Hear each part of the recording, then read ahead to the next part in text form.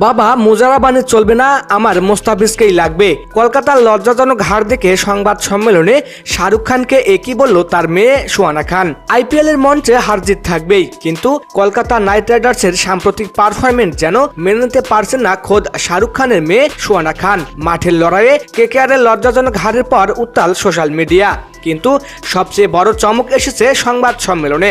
মোস্তাফিজুর রহমানের অভাব কি তবে হারে হারে টের পাচ্ছে কলকাতা? জিম্বাবুয়ের মুজারাবানিকে নিয়ে কি তবে হতাশ শাহরুখ খানের কন্যা সুহানা খান? চলুন দেখে আসি আজকের বিস্তারিত খবরে। দর্শক, মাঠের নাম ইডেন গার্ডেন্স। গ্যালারিতে উপস্থিত স্বয়ং বলিউড বাদশাহ শাহরুখ খান এবং তার কন্যা সুহানা খান। কিন্তু কালকের দিনটি কলকাতার ছিল না। বোলারদের ব্যর্থতায় এক বড় লক্ষ্য তাড়া করতে গিয়ে মুখ থুবড়ে পড়ল কলকাতা নাইট রাইডার্স। বিশেষ করে ডেথ ওভারে কেকেআরের বোলিং আক্রমণ ছিল একেবারেই ছন্নছাড়া।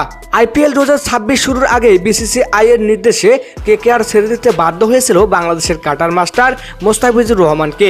9 কোটি 20 লাখ রুপিতে কেনা মোস্তাফিজের পরিবর্তে দলে নেওয়া হয় জিম্বাবুয়ের দীর্ঘদেহী পেসার বেলেসিং মুজারাবানিকে। কিন্তু মাঠের পারফরমেন্সে মুজারাবানি যেন মোস্তাফিজের ছাড়াও হতে পারলেন না। ম্যাচ শেষে সংবাদ সম্মেলনে শাহরুখ খানের পাশে দেখা গেল মেয়ে সুহানা খানকে। পরাজয়ের গ্লানি ছিল তার চোখে মুখে। সূত্রের খবর, দলের বোলিং কম্বিনেশন নিয়ে ক্ষোভ ঝেড়েছেন তিনি।